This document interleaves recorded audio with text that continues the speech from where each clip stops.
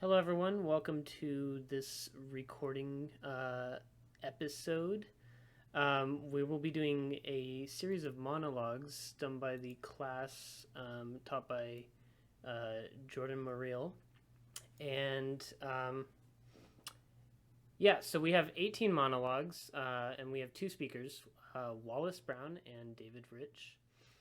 And we're going to be starting with a monologue by Melanie Andrews, done by Wallis. And there's no title for this monologue. So Wallis, whenever you're ready.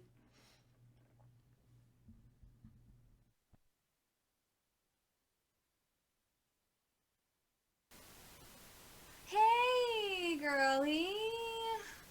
How are you? Good? Oh, I'm glad. Me? Mm, well, honestly, not that great. Caesar and I are fighting again.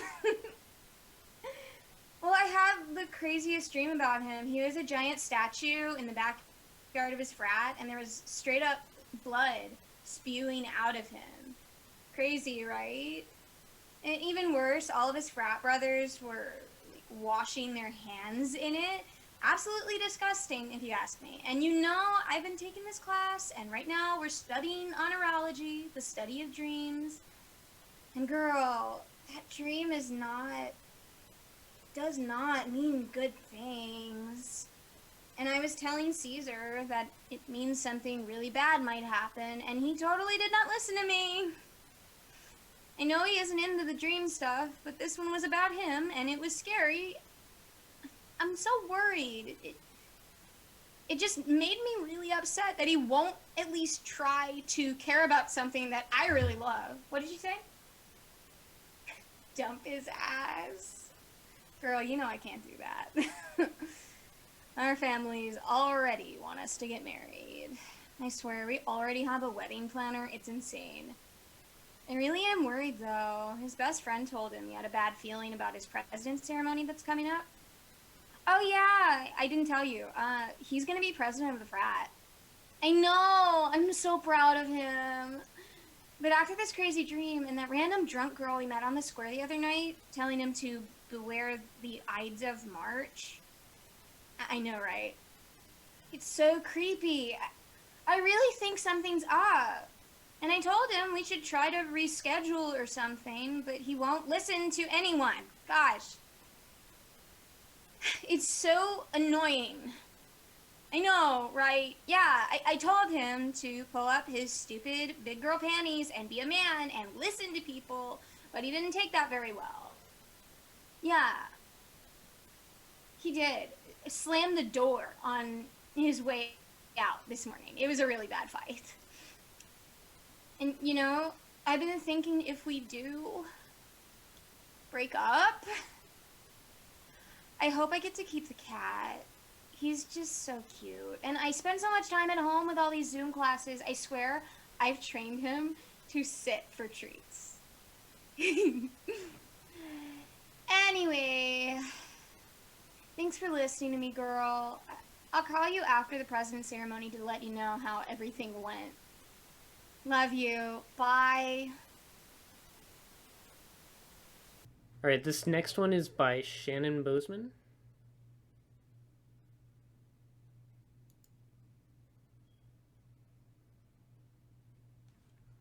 Hamlet.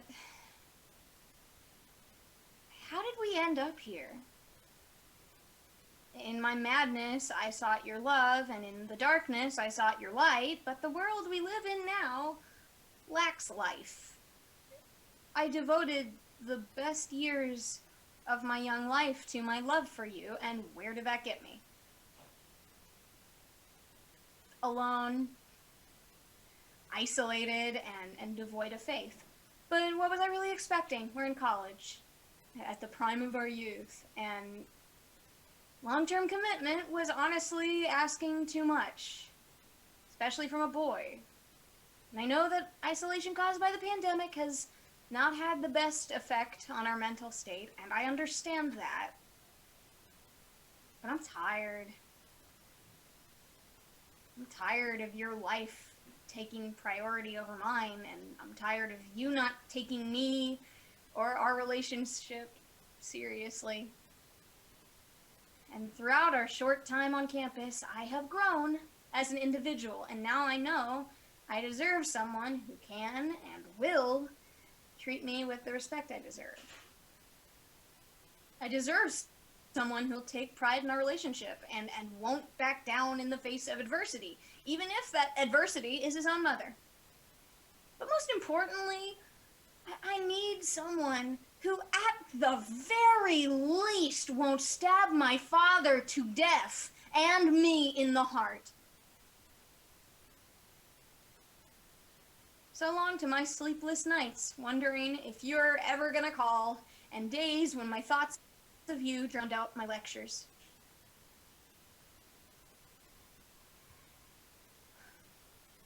Goodbye, my childhood friend and first love. I wish you nothing but the best.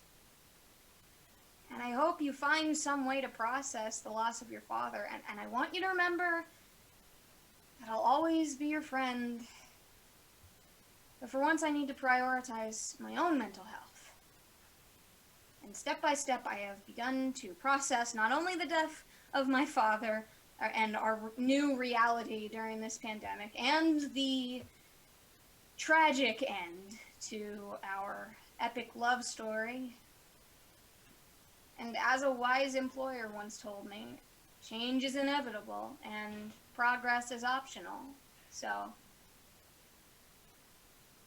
please keep progressing as a person and grow into a competent, charismatic leader. As for myself, I will continue to work hard on my mental health and in my classes, in addition to keeping in mind that every problematic situation is temporary and does not deserve a permanent solution.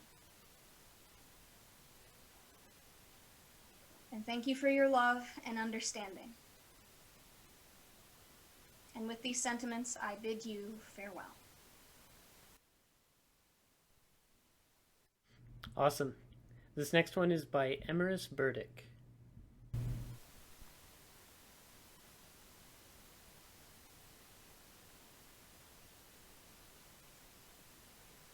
Isolation quickly overwhelms me. A screen of my computer, the blank space, dark. A plan of attack falling away from we as our victims hide alone, our lost marks. We made this new plan, simple video, to convince them, completely unaware, to do our job, to finish themselves, and go to a land where man wants only one fare. My love, take me with you as we run far. Away from here, let us await power, a price, a mark on our souls, a painful scar. Lay awake at night, sleep, peaceful bower. And as we dream, their screams will echo, but we have our promise. Only we will know. This next one is by Ireland Cosgrove. Celia, I can't believe your father kicked me out in the middle of a pandemic. He's so heartless. I can't believe that someone as sweet and nice as you is his daughter. I appreciate you coming with me more than I am able to express. I could not do this alone. But what are we supposed to do? Where are we supposed to go?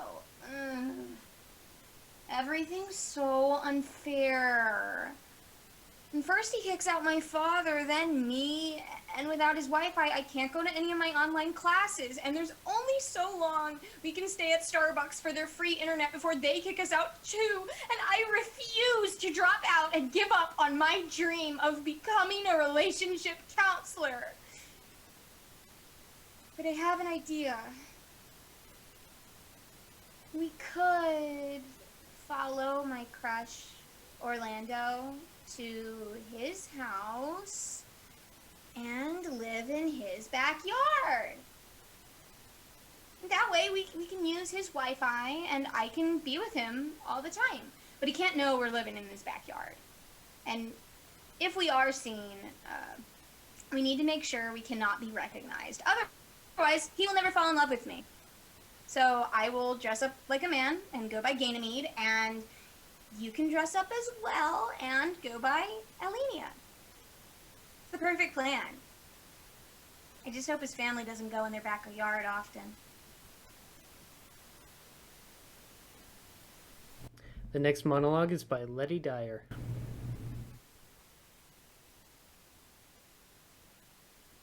I'm sick of this, Polonius. I've known you for years, trusted you for years, and now you decide to judge me. No, don't interrupt. I'm not finished talking. How many summer vacations have you come on with my parents and me? How many times have you eaten at my house like you're part of the family? You have come to my rescue 1,000,000 times before. Why can't you just be there for me now? I can't take this anymore. If you think I haven't noticed the whispering and the side-eye, you're an idiot. Because I have. I do. I know everyone's talking about me. Of course they are. What else did you expect? My situation isn't exactly conventional. And I'm not pretending like it is. I know what people think, but I don't care. Every day I try to take the high road, but you think that's been easy? Especially with everyone gossiping about me, especially not being in person, especially when my supposed friend is in on all of it and won't stick his neck out and defend me. No, it hasn't. These past few months have been terrible, but they've been made even worse by the way you're acting. It's obvious you're more concerned with your reputation and social standing than you are with my life or feelings. And now you've latched onto Claudius and completely left me in the dust. And you have the audacity to lecture me about loyalty. I never thought coronavirus would get this bad. I never thought I would be affected at all. I never imagined someone I knew would get it. Not once did I ever dream someone I knew would die. Die, Polonius. How do you think I felt when Hamlet got the virus? How do you think I felt when my boyfriend since high school was sick and I couldn't even visit him? Every day was worse than the one before, and there was nothing I could do except put on a mask and try to be there for his family. My mom and I made them dinner. I helped his brother figure out how to do college online because no one else had the time. He got sent home from Wittenberg. That's in Germany. This pandemic hasn't been easy on anyone. And you're sitting here acting like a pompous idiot, like you're just so much better than everyone else, and this is a minor inconvenience in your plans. Hamlet was your friend. And where were you during all of this? What were you doing? I never saw you stop by their house, or even call, or text. You never thought to ask how anyone else was holding up, but do you know who was there for me? Claudius. Every day, even on the worst days. So yeah, I'm dating my dead boyfriend's brother, and I love them both. Leave me alone.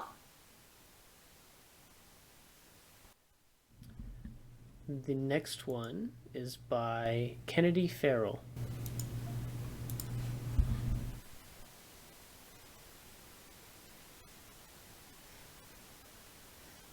Amelia, I do not know how things have gotten so out of hand. Othello, my classes, the health and well-being of our community, everything is falling apart lately. Othello, my sweet husband, is so different with me. I wish he would just talk to me the way he did when I fell in love with his beautiful stories. He's been distant, though. Angry. Jealous, even. I don't think he sees how he's changed or knows that I see it in him. He's been fuming over the smallest things. Like, just the other day, he came to interrogate me about where my strawberry handkerchief was. What does he think? We're in the middle of a pandemic. My handkerchiefs need to be sanitized and switched out frequently. Can't be carrying around the same germ factory for days on end. I know he gave it to me as a gift, but maybe I need more of them, so I don't have to just keep using the same dirty one. Look, the truth is, I don't know where it's gone off to. I looked through the clean wash, I can't find it anywhere, but still, the audacity. I know he means well, but why would I ever stray when the Moor is my husband? How am I even supposed to meet other men when all I do is stare at Zoom all day? Anyways, I thought maybe he was feeling isolated, and it would be nice if we invited Cassio over for a socially distanced dinner. He knows I don't care what other people say and think, but I know he just feels insecure. I want to make him feel better. Even though you're close to me, this is something you can never understand, Amelia. And many people will not. This marriage isn't easy, but I do not judge him for his dark skin. I love the man he is in his heart and mind. I am sure, too, it is the pressure to stay healthy and still complete our classes and build a happy marriage that gets to him. He feels like a failure. It gets to me, too. I want the world to go back to normal, to see my parents if they could get over my marriage, to go to the market without being forced to avoid anti-maskers. I'm sure once there's a vaccine, we'll be much safer. I just hope my marriage lasts until then. Anyways, how's Iago? And you've not seen the handkerchief, like, in my things, have you?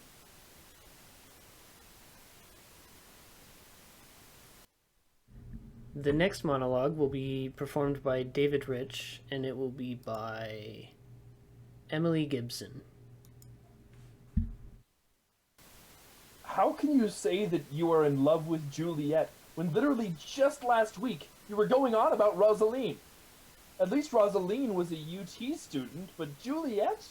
She goes to A&M. She is literally the enemy. I don't even understand how you could fall in love with her. Where did you meet? At a party? During a pandemic? She probably gave you corona. You're sick with COVID, so you think you're in love. You're love sick. No. You're not in love with her. You just want what you can't have, and let me tell you, you have got to get out of that mindset. We all want things we cannot have. I want to go out with Tracy Hastings, but her parents won't let her out of the house. So what did I do? I went out with Sam, and Abby, and Chavoy, and Caitlin, and Caitlin's sister. So there you go. I know exactly what we need to do. We just need to find you a Sam, or an Abby. Or not a Sam, she might have given me corona. Okay, you get the idea. Forget Juliet. Have some fun before you graduate. That's the whole point of being in college and being young. Having fun. Well, as much fun as you can have in a pandemic. So get out there and forget about Juliet. What's the point of being in love? We can't even go on a date. The next monologue is by Alejandro Hernandez.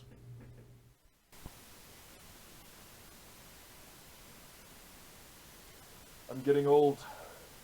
My daughters aren't helping me with my classes, and I feel like they are, in fact, trying to see me fail so that they can claim the land that I own.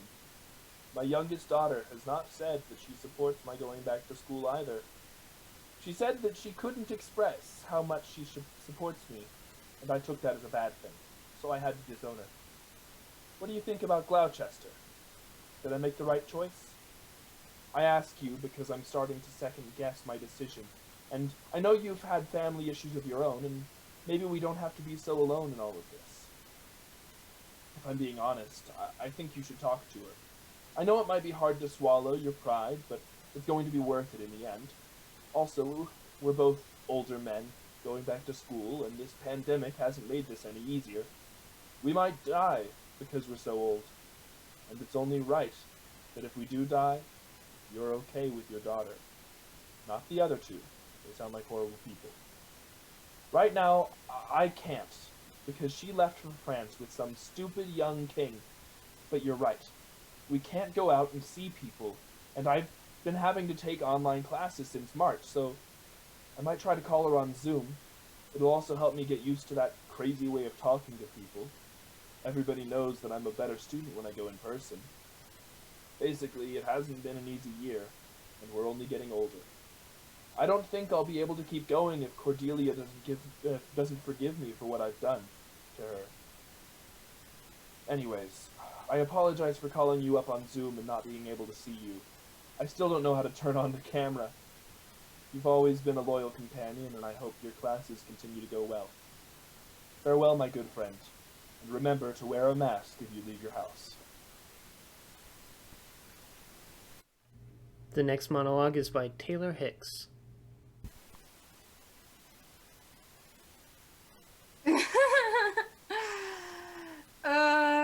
Gwadarius, I have been through so much in the last couple of months. I don't even know where to start. At first, this whole pandemic thing is so sad, and there are so many people who are sick and dying, and I just want to help everyone I can. Unfortunately, my family doesn't feel the same way. I mean, my wicked stepmother keeps trying to convince my father, Cymbeline, that the whole thing is fake, and that we don't need to protect ourselves from the virus. That's why I'm glad I left for college, because he's so controlling and wants to control all my decisions. It's like, Dad, I'm an adult. I am old enough to make educated decisions about my life. He was so mad that I married Posthumus because he was from the other side of the tracks, as he put it, and not worthy of me. And I told him that I love Posthumus, but he wants me to divorce him and marry Cloten instead, because he is right for me, whatever that means. And I told you before, Cloten is the worst. He's just oafish and clumsy and all over me. He even followed me to one of my classes and sat, like, right next to me. I had to turn around and tell him that everyone has to social distance and he needed to stay at least 6 feet away from me at all times, but he just doesn't get it. I wish more of my classes were online, because no amount of social distancing will make him far enough away from me. Anyway, back to Posthumus. My dad absolutely hates that we're together, so he sent him on a trip. And then COVID started. So he's banished to New York, and he can't get back to see me. Then, this guy Giacomo comes up in one of my classes and starts asking me out, even when he can clearly see that I'm married and not interested. And then, guess what? My bracelet from Posthumus goes missing the next day. Oh. I don't know how, but he definitely stole it. The whole thing is a little suspicious. And then I'm waiting in line in the dining hall, and one of Posthumus's friends comes up to me. Again, people don't know how to social distance. And tells me that Posthumus thinks I cheated on him. Isn't that crazy? Even if I wanted to cheat on him, I couldn't. Because with the pandemic, everyone is staying away from each other. It makes it really hard to date people. So then I decided that I needed to go explain to him in person myself. So I packed up all of my stuff and left. But of course, I got lost on the way there. It's so hard to go anywhere with all the travel restrictions. I really am so lucky that I found you. I mean, who knew that on my way to get back my husband, I'd find my 2 long-lost brothers? Anyway, I just want to get back to him and make things right. With the pandemic and college, stuff with my dad and my marriage issues, I've been so stressed out, and I am glad that I finally have a brother to vent to all about of it. The next monologue is by Charlotte Korosik.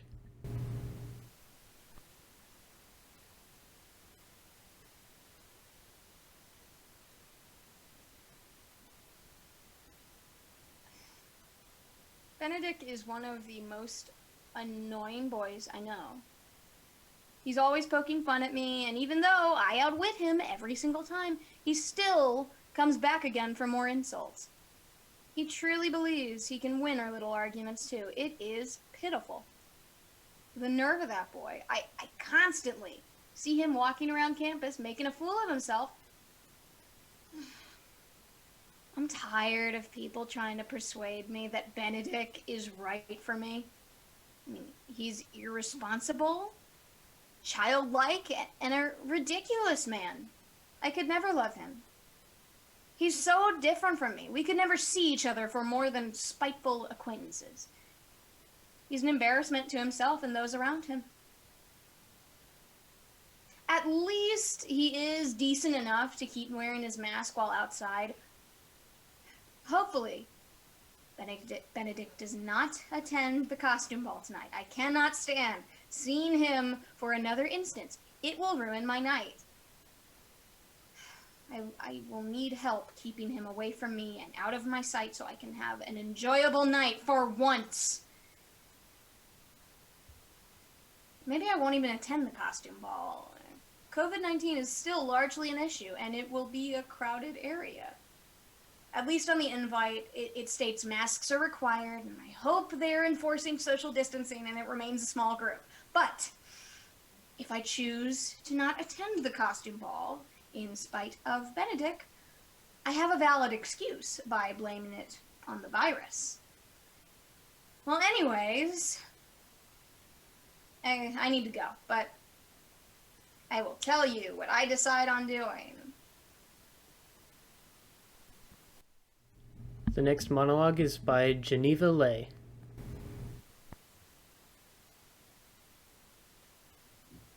This town is mine, as I have been here all my life, Prospero. Must I remind you of this? It is an absolute pity what has become of our relationship, though the other spirits that wander this town under you believe you to be godly and with kindness. Remember that before I was a dog you kicked around, I may have been your friend. I urge you to remember the first day you moved here to this place, clueless to everything if it hadn't been for me. I may even say that you helped me in those days, teaching me of what more there was to know about the modern world. While you exposed me to the realities of life beyond this rural existence, I also aided you in allowing you into my native home and showing you its own wonders. While you taught me of the other technologies and advancements of the world, I showed you this small town's hidden gems and glorious displays. Though I loved you then for all that you taught me, you now torture me as a slave in what should be my haven, not yours. I regret every kindness I gave you, and I only wish now to make you pay for your existence here. If only I had a chance to set loose the wild dogs, wild cats, and snakes of this land upon you. I could convince the vultures that fly above this place to feed on your resulting death. Though I am only your citizen in this place, and you are my first tyrant, you keep me trapped and secluded in this rural city, as you threaten me with new tortures every day, whether it be through your magic or simply plain cruelty in your words. Do you even question the irony that this is my town and not yours? The next monologue is by Ariana Martinez. Horatio, what a dreadful sight! Gertrude, Claudius, Laertes, and Hamlet have lost their internet connection. Hamlet was the leader for our online Zoom project. We need a new leader, Horatio. One with the resilience and the power to carry on when times are tough. Not those dwell in a poor signal environment or fester among an area with bad reception. These people can contribute little, if none, to an online-based project. Our new leaders need to be complete opposites of these aspects. Instead, this person needs to be someone whose internet connection rises up to the occasion and takes advantage of a good signal. I feel as though I could step up and become the next leader for our online Zoom class. Hamlet's internet connection was weak. It maintained a bad signal ever since the untimely death of his father. Gertrude did nothing to save the internet of poor Hamlet. Instead, she let in a source blocking Hamlet's signal. Although I have suffered the same pain as Hamlet. I didn't allow a bad signal to come in and destroy my life. Instead, I upgraded to a speedier, stronger Wi-Fi. I can adapt to these new changes and lead in the creation of an extravagant project for our group. The next monologue is by Ryan Moynihan. Oh, what a fine day it is. Yes, a very fine day indeed for a band of fairies such as us to enjoy some peace and quiet. A very fine day indeed. Though, as of late, there seem to be very few fine days, don't you agree? As of late, the whole world seems to have been thrown off of its axis. And in such a world where such fine days are so few and far between, these humans have decided to interrupt our peace for such a sad excuse of marriage. A shame indeed, a pity, on such a fine day when they must realize that they don't get so many fine days around here. And look there, they're not even wearing masks. Do you think they don't know respect? Well, in any case, they certainly don't show it. Well, since they have decided to interrupt us on such a fine day, it would be a shame not to have some fun with them, right? This next monologue is by Celeste Parler. Oh, here he comes, the one called MacBeth. We are now able to meet 6 feet away from each other. How exciting! Look no further. For 3 odd sisters to tell you what lies ahead in your future. We have prepared for your visit by placing a plastic wall between us. If you could please stand on the indicated line made with animal bones, that would be great. Wonderful. To see your future, we are going to conduct the perfect spell.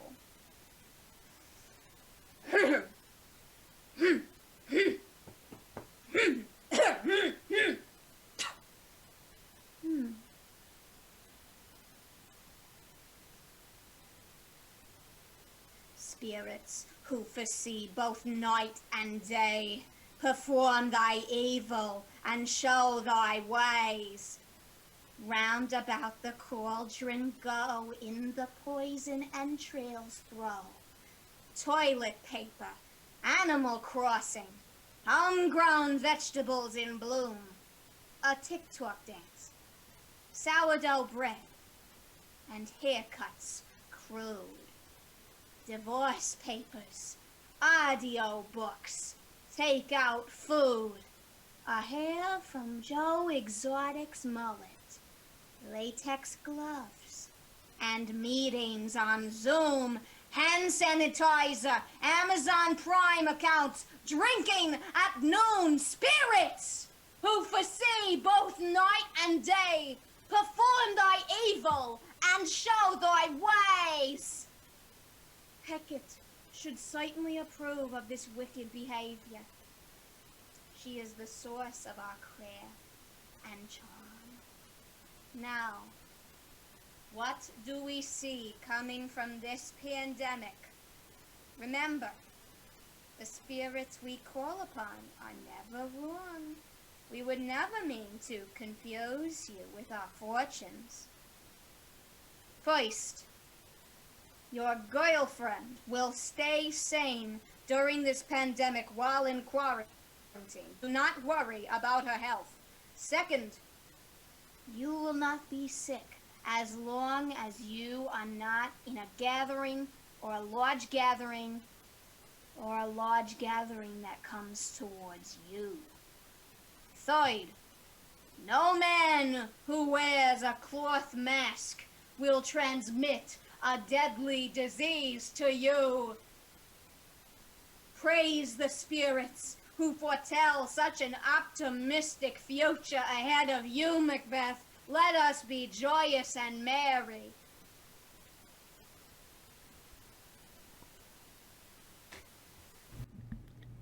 The next monologue is by Sandra Sanchez.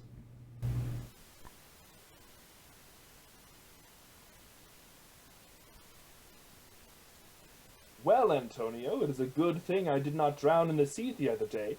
I must say I am quite lucky to be here today, and I have your kind soul to thank, although I am also greatly confused. It seems that people are referring to me as Cesario. I don't really know why, and the girl named Olivia hasn't taken her eyes off me since we met. Do you think she knows me? No, it could not be possible. I would remember a beautiful girl like that. Alas, we have bigger problems in our midst. As we study long and hard through the night, a global pandemic waits at our heels. This is like nothing we have ever faced, Antonio. What are we going to do? No, you are right. I must not fret. As long as I wear my cloth over my mouth and nose, I shall be fine.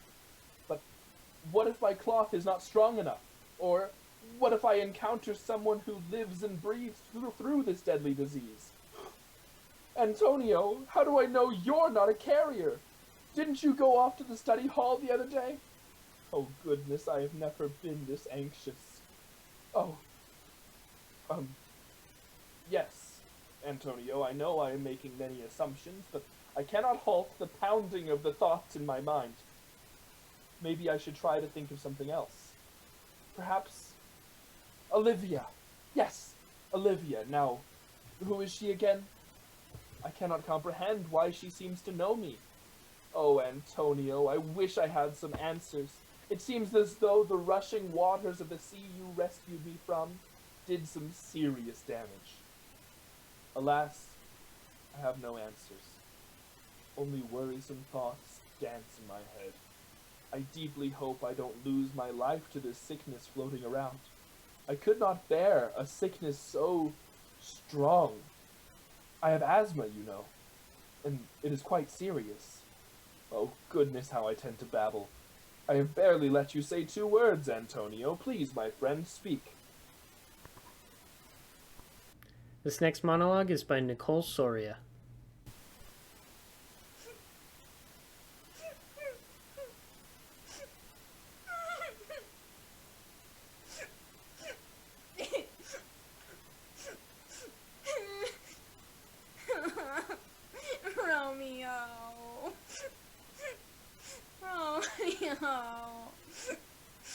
It's been so long. And this quarantine has been driving me mad. And I haven't left my home since March. And I can't bear it any longer without having you in my arms. I know we only just met, but I just know that I have to spend the rest of my life with you. I mean, it felt as if we'd met years ago, but I just know I can practically see our future. But my family won't let me see you because your family's anti-mask, and they refuse to associate with them, fearing that your family will carry the deadly disease due to their ignorance. But I don't care. I want to be with you and leave this jail of a home. Please. Romeo, take me away. And take off your mask and disown your family and run away with me. And we can go off into a new town and finally be together without judgment from our families. A new beginning. We can continue our education together and finally have a life together. And we can go to the courthouse and get married tomorrow if we wanted to. We will finally be able to drop our family names and end this feud. But you have to be serious about this too, Romeo. So shoot me a message so I know you're serious about this. Oh, that's my maid. I must go now. But like I said, Romeo, we could have a future together even with this deadly pandemic. But it's up to you to take the jump. This next monologue is by Sofia Villalon.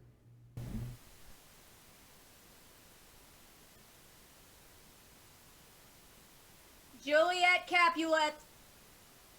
Dinner is ready. Excuse me, young lady, where do you think you're going? Out? There's a worldwide pandemic going on. Do not even think about going out. You want to see Romeo, huh?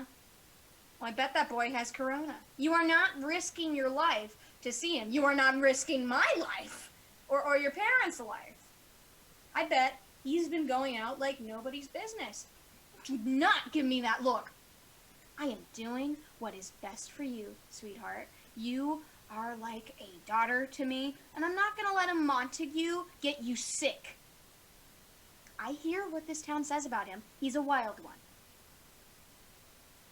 On the contrary, I think Harris is a nice boy. I heard he tested negative. You should be hanging out with him instead. I think he's cuter, too. You think because you're young, Corona's not going to affect you, but girl, we do not know the long-term effect. You could lose your sense of smell forever. You would not be able to smell the flowers out in the garden or the delicious supper I cook for you. Oh, so now you say you're old enough to do whatever you want. You stay switching between wanting to be a little girl and a woman whenever it's the most convenient for you. Yeah, I know what you've been up to. You can't hide stuff from me. I was the same when I was your age, but we did not have the technologies y'all have now. You want to see Romeo? Call him on FaceTime. Like that, we do not risk anyone getting sick. Oh, I see. You not only want to see him, you want to see him. So it's like that, huh? I feel like at this point you're gonna do whatever you want, so I might as well make sure you're safe. Here. I made you some masks that match your dresses, because if you're going to see him, young lady, you are wearing a mask. Here. I made this one for him. Wait. Did you go on Zoom for your class today? Huh. Did you do your homework? Well, finish your homework and then you can go see Romeo, but do not get too excited. You are staying 6 feet away. The last monologue is by Liv Wilkins. I hate it here. I've been stuck here for weeks while my mother is out waltzing around with your murderer, Claude. Ugh, I can't even say his name. I'm so sorry, Father. COVID put a pause on my entire plan to avenge you. If I hadn't been having a leisurely stroll with Amelia, my plan would still be right on track. Plus, now I'm gonna be so behind in all my other classes. All I can hope is now maybe Corona will take out the old man before I do. When I found out I had Corona, I immediately tried to go infect him, but instead I ran into Polonius, and apparently he had a pre-existing medical condition, so I'm assuming you can see where I'm going with this. And then Amelia went and drowned herself? I always knew she was one for the dramatics, but I mean, geez, isn't that a bit much? So anyways, Dad, thanks for the listening, and don't worry, I'll make sure that man pays for what he did to you as soon as they let me out of this stupid quarantine.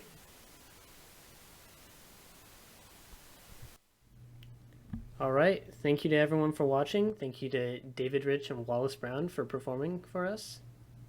And that was our monologue series on Shakespeare in coronavirus.